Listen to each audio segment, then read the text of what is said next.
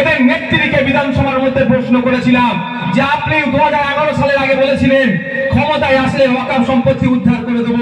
আজকে 2024, এই টাইমের মধ্যে কত বিঘা ওয়াকফ সম্পত্তি উদ্ধার করেছে তার তথ্যটা দিন। এদের নেত্রী আমতা আমতা করে বললেন, উত্তর দিতে পারেনি যে কিছু উদ্ধার হয়েছে। কেন রাগ আমার উপরে বুঝতে পেরেছেন তো?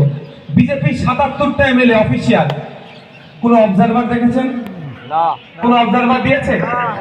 একটা আমার কেন দিয়েছে? কারণ এদের নেতা নেত্রীদেরকে বিধানসভার মধ্যে যা প্রশ্ন করি উত্তর তারা দিতে পারে না। উত্তর দিতে পারে না, তাহলে নওশাদকে ডিস্টার্ব করা হোক। নওশাদ পেটের জ্বালায় রাজনীতি করতে আসেনি, পকেট ভর্তি করতে রাজনীতি করতে আসেনি, আর কাউকে তেল লাগানোর জন্য আসেনি। সুতরাং ও ভয় দেখাবে, আমি ভয় পেয়ে যাবো, ও ছেলে আমরা নয়। 2011 সালের আগে বলেছিলেন ক্ষমতায় আসলে ওয়াকফ সম্পত্তি উদ্ধার করে দেবো। উপরন্তু আমরা কি দেখছি? কলকাতার মতো প্রায় জায়গাতে যেখানে এক কাঠার দাম 4 কোটি, 5 কোটি, 10 কোটি টাকা দামও আছে এক কাঠা জায়গার দাম, সেখানে বিঘে বিঘে সম্পত্তি ওয়াকফের এই তৃণমূলের আমলে লুট হয়ে যাচ্ছে। এরা বলেছিল, এরা প্রতিশ্রুতি দিয়েছিল ক্ষমতায় আসলে সরকারি কর্মচারীদের কেন্দ্রীয় সমাহারে দিয়ে দেবো। আর আমরা কি দেখলাম? কেন্দ্রীয় সমাহারে দিয়ে তো দূরের কথা, উল্টে এদের দিয়ে থেকে এদেরকে দূরে সরিয়ে রাখছে। যখন সরকারি কর্মচারীরা তাদের হকের ডিএর জন্য সুপ্রিম কোর্টে মামলা করলো, তখন আমরা কি দেখছি যে বিভিন্ন কোর্টে মামলা করে একের পর এক ডেট নিয়ে এটাকে ডিলে করার চেষ্টা করছে। এরা কি বলেছিল? ক্ষমতায় আসলে শিক্ষা, স্বাস্থ্য, মুসলিম সম্প্রদায়ের জন্য বিশেষ করে বলেছিল সরকারি চাকরিতে আমল পরিবর্তন হয়ে যাবে। এখন আপনাকে বলি, 2011 সালে তৃণমূল কংগ্রেস ক্ষমতার হস্তান্তর হয়ে তার হাতে গিয়েছিল। 2025 এই 14 বছরে মুসলমান সমাজকে কটা সরকারি চাকরি দিয়েছে?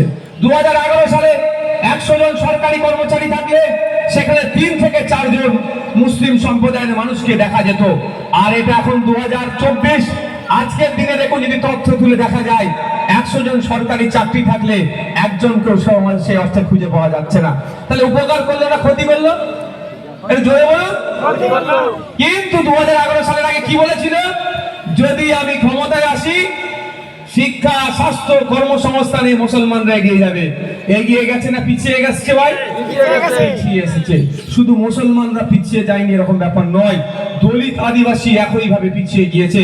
যাদের হয়ে বলার লোক নাই তারাই আজকে পিছিয়ে গিয়েছে। আর গুটি কয়েক তোলাবাজ আছে, ওই জগ ছুড়ে মারা নেতা আছে, ওই নটোরিয়াস ক্রিমিনাল আছে, তাদের গরিব দলিত, গরিব মুসলমান, গরিব আদিবাসী, এই পিছড়া বর্গের মানুষের উপকৃত কিছু হয়নি। তাই আমরা এদেরকে এদের প্রতিশ্রুতিগুলোকে একটু লক্ষ্য রাখতে পারার কথা বলেছি। বলছে অনেক প্রতিশ্রুতি দিচ্ছেন, ভালো কথা, গল্প শুনতে ভালো লাগছে। বলেছিল 10,000 মাদ্রাসা দেব, শুনেছিলেন তো নাকি? 10,000 মাদ্রাসা মুসলমান সমাজের মানুষ চেয়েছিল? চায়নি। বলেছিল 10,000 মাদ্রাসা দেব, আপনি হয়তো বিশ্বাস করে ফেলেছিলেন এবার দিদিমণি কিছু উন্নয়ন করবে। ঘোড়ার ডিম। এখন যে 614টি মাদ্রাসা আছে, সেই 614টি সিনিয়র হাই মাদ্রাসা যেগুলো আছে, সেইগুলোতে প্রায় 10,000 শিক্ষক শিক্ষাকর্মী শূন্যপদ তৈরি হয়েছে। আমি ভিডিও ফেসবুকে আপলোড করেছিলাম, সোশ্যাল মিডিয়ায় দিয়েছিলাম যে একটি মাদ্রাসার বাথরুমের টয়লেটের একটি ভিডিও আপনারা দেখেছেন অনেকে। এই দুরবস্থা, টিচার নাই, ডাস্টার নাই, চক নাই, টেবিল চেয়ার নাই, স্কুলের মধ্যে ছোট্ট একটা বাল্ব টুনি জ্বলছে। টুনি বলে তো নাকি? না, বাল্ব বলে। কি বলে? ছোট ছোট যে লাল লাইট যেটা, সাদাটাও নয়, জিরো থেকে একটু বড়। আমি নিজে চোখে গিয়ে দেখছি এটা হচ্ছে শিক্ষা ব্যবস্থার অবস্থা। কি 10,000 শিক্ষা প্রতিষ্ঠান দেবে বলেছিল। আমি ভাবলাম এবার আমাকে কেউ বাঁচাতে এসেছে, কিন্তু বাঁচানো তো দূরের কথা, ধ্বংস করে দিয়েছে।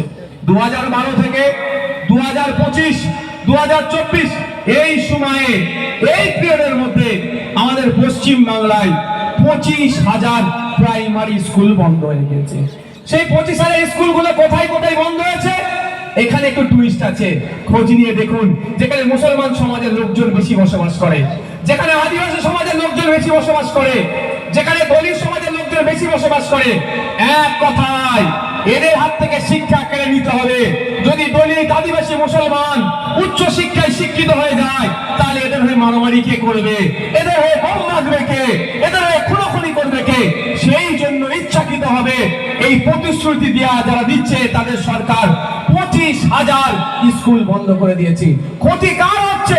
ক্ষতি আপনাদের হচ্ছে। কারণ আপনারা এখানে যারা উপস্থিত আছেন, আপনারা বলুন, আপনারা যে ইনকাম করেন পার ডে, মাসে যেটা ইনকাম করেন, আপনাদের ছেলেদেরকে প্রাইভেট স্কুলে পড়াবার মতো সামর্থ্য আছে তো? হ্যাঁ, কি করে সম্ভব হবে? অর্থনৈতিক ভাবে আপনাদের ইনকাম কম। তাহলে আপনাদের ছেলেমেয়েরা কোন স্কুলে পড়ে? সরকারি স্কুলে পড়ে। সেই সরকারি স্কুলগুলো বন্ধ করে দিচ্ছে। ফলে কি হবে? প্রাইভেট স্কুলে আপনার ছেলে মেয়েদেরকে পড়াতে পারবেন না, তারা স্কুলমুখী হবে না, পড়াশোনা জানবে না। ওই সুযোগটা নিয়ে যখনই পড়াশোনা জানবে না, শিক্ষা থাকবে না, ওইগুলো সুযোগটা কাজে লাগিয়ে কি হবে? আপনার আমার ছেলের হাতে বোম তুলে দেবে, পিস্তল তুলে দেবে, লাঠি তুলে দেবে, হিংসা করার কাজে লাগাবে। তাহলে ক্ষতি কারা করছে? আর যদি 25,000 স্কুল চালু থাকতো, ওই 25,000 স্কুলে গরিবের ছেলেরা পড়াশোনা করতো না? এরা বন্ধ করে দিচ্ছে। আর ইচ্ছাকৃত ভাবে আপনার আমার এলাকায়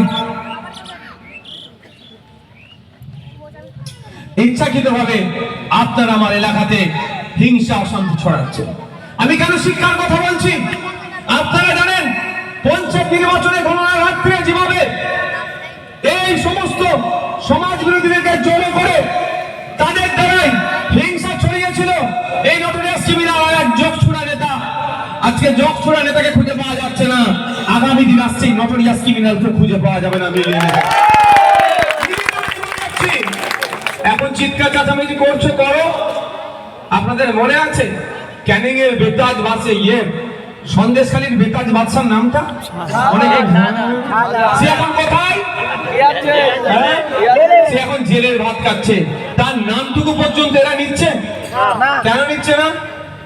জড়িয়ে গেছে মালটা, আর ওর নাম নেওয়া যাবে না। আমি মালটা বলছি খারাপ ভাষা যেন ভাববেন না। ও যা অন্যায় করেছে, আমাদের ছেলেকে খুন করেছে। 21 নির্বাচনের পরে আমাদের একটা ছেলেকেও খুন করেছে ওর দলের লোকেরা, মানে ওই তো নেতৃত্ব হচ্ছে। তো আমাদের এই বুথের একটা ছেলেকে হাসানুজ্জামান হচ্ছে, সরি ওটা হচ্ছে আমাদের বেগমগাতে। হাসান ভাইকে কে খুন করেছে? একটা টাকা জেল খেটেছে, আর একজন ভাবছে, আর যারা ভাবছে তারা গায়ে হাওয়া লাগিয়ে ঘুরছে। ফাঁদে যখন পড়বে ওই বেটাকে ওই মামলায় জেল খাটাবো আমরা, একটা মাথায় রাখবেন। মামলা আমরা তুলে নিয়ে মাথায় রাখবেন। হয়তো পুলিশ আজকে ওনাকে করেনি, কতদিন পুলিশ ওনার কথা শুনবে? যেই পুলিশকে ধমকে চমকে জগছুড়া নেতা আমাদের ছেলেদেরকে তাড়া কাটাতো, সেই পুলিশ চা খাওয়ার নাম করে ডেকে নিয়ে অ্যারেস্ট করেছে। মাথায় আছে তো? মনে আছে তো নাকি? চা খেতে ডেকেছিল, তাই তো নাকি? উনিও ভাবছেন পুলিশ চা খেতে ডাকছে, ধরে নিয়ে গেছে। যখন যার দরকার লাগবে তাকে তখন ব্যবহার করবে। তাই আমাদের হাসান ভাইকে আমরা ভুলি না।